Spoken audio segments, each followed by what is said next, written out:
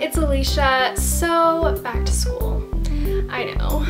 But on the plus side, we get to go office supply shopping this time of year. And I don't know about you guys, but office supplies is like one of my top 3 things to buy. Clothes, shoes, office supplies. Maybe that's just me. The only thing is that school supplies can be super expensive. Like one notebook could be $5 just because it's patterned instead of plain. So one thing I really like to do is decorate my own school supplies, and I thought that in today's video I would show you 4 of my favorite ways to decorate your school supplies. They're all really insanely cheap and I am in love with them. I'm so excited to start school, not necessarily for the actual school part, but just because I get to use my school supplies. So I hope you guys enjoy this video, and remember, if you try any of these projects out, send a picture to me on any of my social media. Links will be in the description box. Let's get started.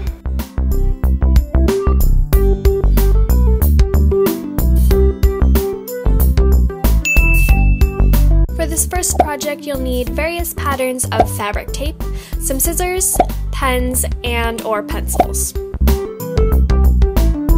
So to start off, you want to just take your fabric tape and remove the backing, and then you can go ahead and just tape it onto your pencil. I prefer to do it at the top by the eraser, and once you've wrapped it completely around, you can go ahead and snip off the excess and then just tape that flap down.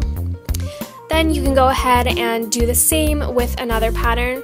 I usually do 2, and sometimes I'll do 3 patterns just to, you know, change things up a bit.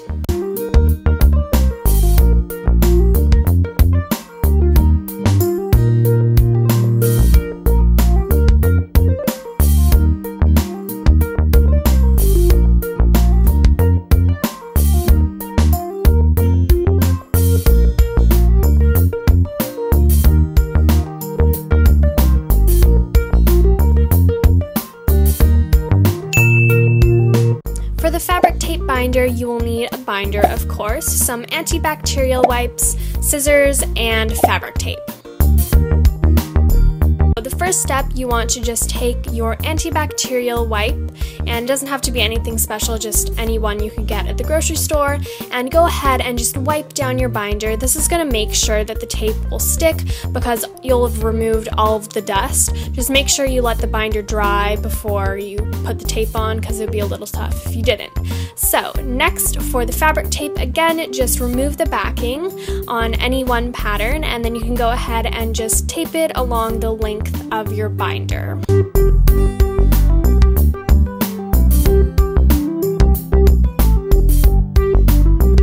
Once you've reached the end, just go ahead and take your scissors and snip off the excess.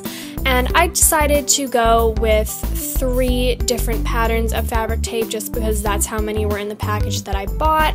But you can do as many as you like, as little as you like. You could even cover the entire binder in stripes of fabric tape. You can just do whatever you want.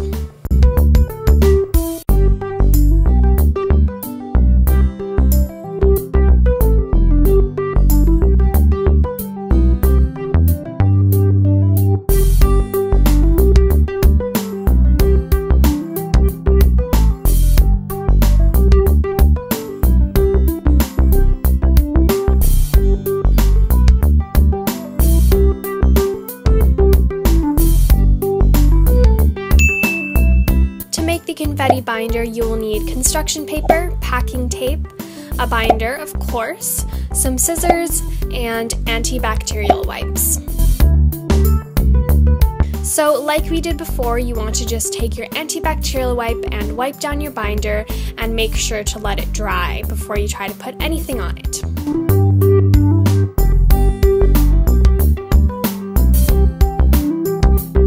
Next, you want to take all of your different colors of construction paper and just stack them in a pile. You could do this separately, but this honestly just saves time. So you want to cut a 1-centimeter thick piece of all of your construction papers. And then once you have little strips like this, then you want to put them back into your pile and just cut about 1.5 centimeters long pieces. It's not an exact science, but you're making little confetti pieces. Then you can just go ahead and sprinkle them all on your binder. You will probably have to sort of spread them out a bit because when I put them on, they all wanted to go to the center and they got kind of clumped. So just spread them out until it looks pleasing to your eyes. And then you can go ahead and take your packing tape, start at the top, and you want to just basically tape all the way down to the bottom. It can be a bit tough because, as you can see, the little construction paper pieces were kind of jumping up and clinging to the tape before I put it down, but you'll get the hang of it and it gets easier, I promise. Then once you have finished taping, just go ahead and cut off all of the excess tape because you don't want little weird tape pieces just hanging off of your binder.